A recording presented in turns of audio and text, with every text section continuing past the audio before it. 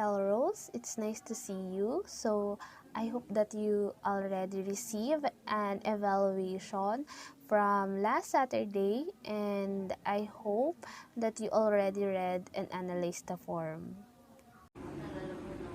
Yes, ma'am, I already received the evaluation form.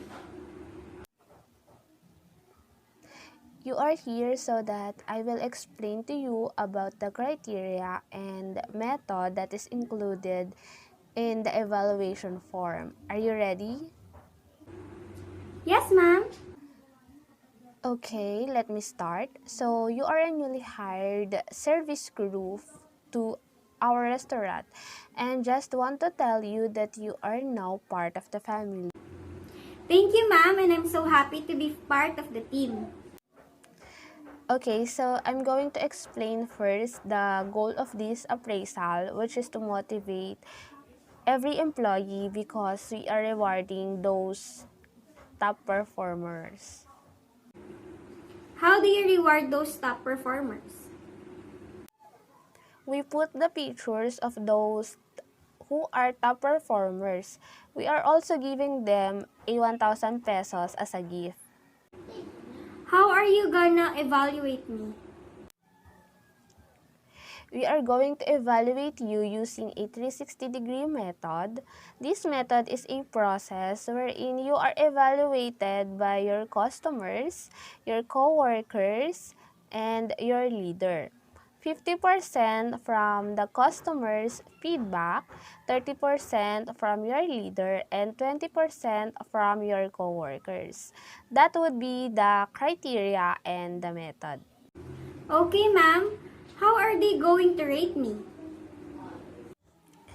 In terms of what we are expecting from your performance, the customer will rate you based on how you greet them, the way how you take their orders, and how you serve the food.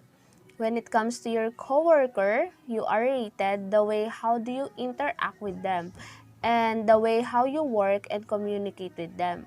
Your leader will rate you based on your duties and responsibilities and also your attendance, which is very important because it will affect your evaluation. Okay, ma'am, I understand. If you have questions about the criteria and method, feel free to ask.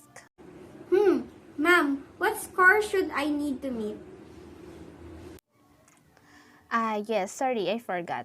97 to 100% is outstanding, 90% is excellent, 80% is very good, and 70% is average. So, for you to be a top performer, you should get a 100% of course.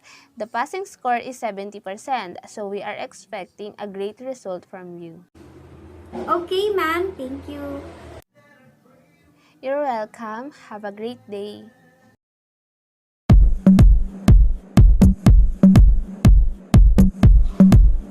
Good morning, Miss Bea. Since it is your first time here as a tall teller, how are you feeling right now?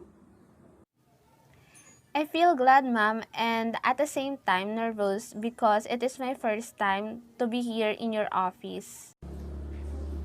Okay, since yesterday I've already given you a copy for this evaluation, I just want to explain to you the criteria and standard in performance evaluation that we are conducting semi-annually.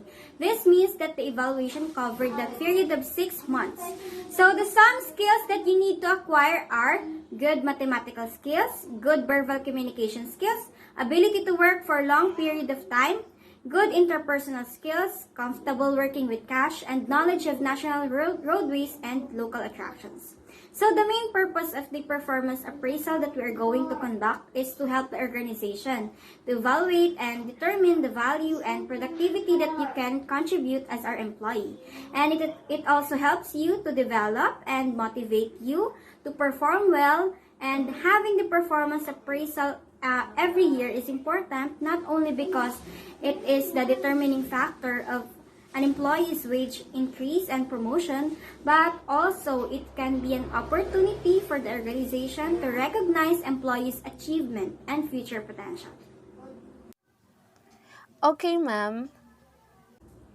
I also want to inform you that the method and criteria that we are going to use for the evaluation is behaviorally anchored rating scales method or bars, wherein it is used to describe the performance rating that is focused on specific behaviors as indicators of effective or ineffective performance.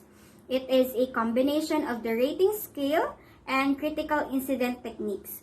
So, to measure a behaviorally anchored rating scale, we will first take note of all the tasks that you must do, then write out the behaviors that goes along, and then after that, we can rate you on those behaviors. So, we will be observing your behavior and how do you oftenly do your duties and responsibilities. We will be using a vertical scale. The points on it are from 1 to 5.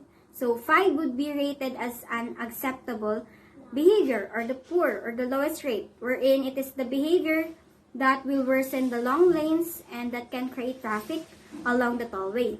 While 4 is the improvement needed behavior that needs more improvement, like in greeting every customers with a happy face, collecting toll fees to all the motorists passing along the toll gate in a polite manner. And number 3 is meets the expectation. It means that communication is very satisfactory, good in communication in every motorist in polite manner. Number 2 is it exceeds the expectation, very well informed that you have attendance or regular attendance and very reliable and usually persist in spite of difficulties.